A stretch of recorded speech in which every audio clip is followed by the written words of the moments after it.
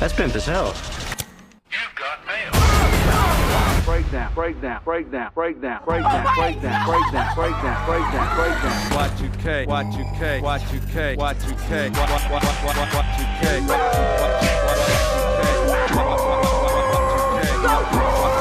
You've got mail. They made a video on everything. That's crazy. Breakdown. Stop, don't scroll. I'm here to tell you about this movie that you just saw a clip to right now. So this movie's called Y2K. It just came out over the weekend, and I just got to go see it today.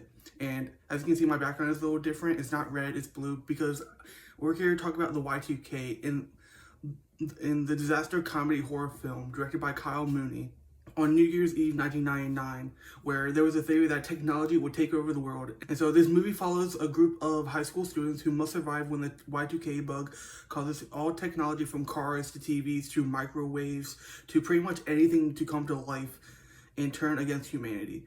The story focuses on Eli, played by Jaeden Martell, a socially awkward teen who attends a New Year's Eve party with his friends, and as the clock strikes midnight, all technology goes haywire, and the teens and partygoers have to fight for survival against these sentient machines. Y2K explores our deep reliance on technology, turning the Y2K bug into a metaphor for how vulnerability and how reliant we are on technology and social media. Mostly technology, but by portraying technology as a menacing force, the movie critiques our overdependence on it, highlighting chaos that could happen if these systems were to just go cold turkey on us and not work for us anymore.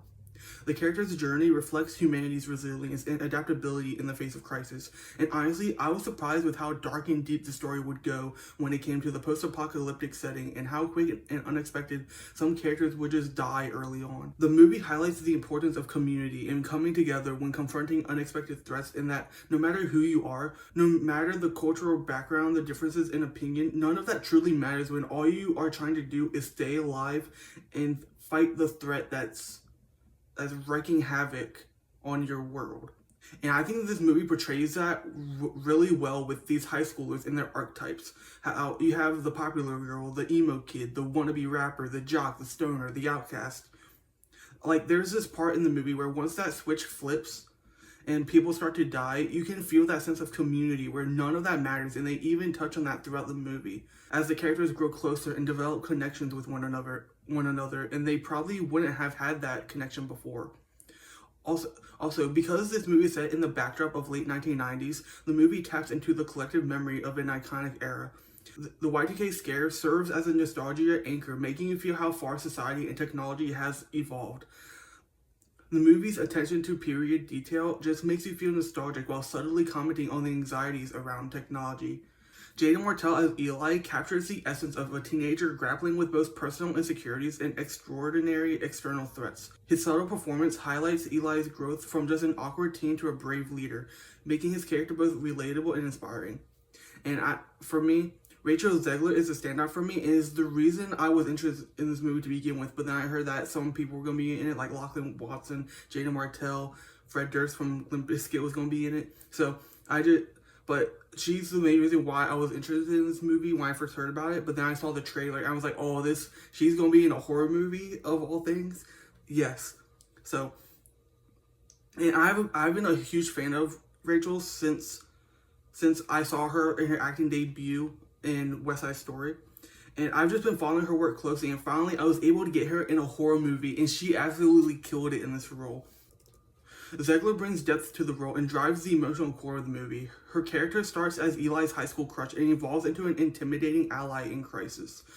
Zegler's performance skillfully blends vulnerability with strength, contributing to the dynamic character banter that happens, which sparks some of the most random lines that I thought I'd never hear Rachel say, but I burst out laughing in the theater with my sister.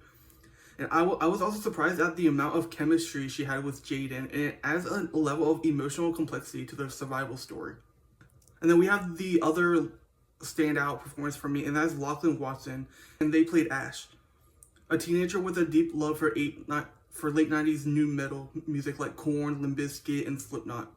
Watson's portrayal of Ash is both authentic and endearing, capturing the essence of someone trying to navigate this chaos but also stay true to who they are.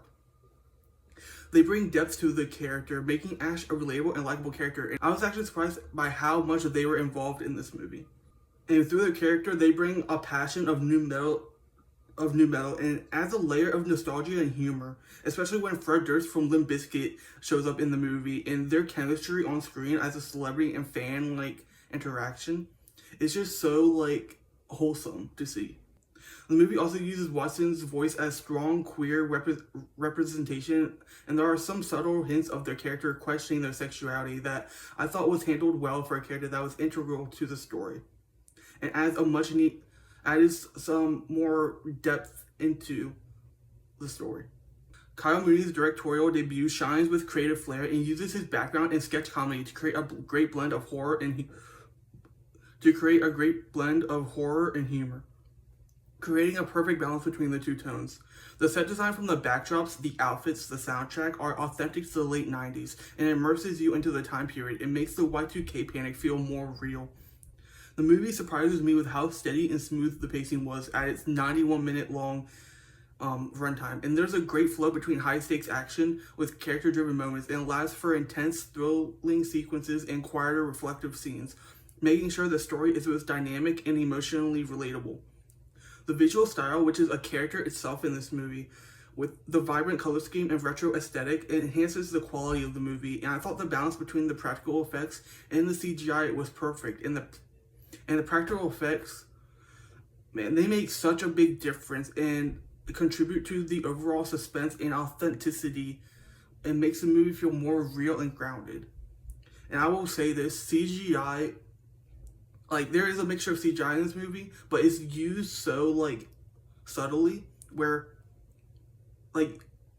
you have to question whether it's CGI or practical effects, but, like, the practical effects, you can tell it's there, and it just makes it feel more raw and real, more grounded. Overall, Y2K is a unique entry in the disaster comedy horror genre, leveraging nostalgia and contemporary fears of technology to create an engaging and memorable film experience. It's not just a thrilling ride, but also a reflection on how far we've come and how much we rely on the very machines that once filled us with the Y2K dread. And I give Y2K an A-. Let me know what y'all thought about this movie down below in the comments, and don't forget to follow and like.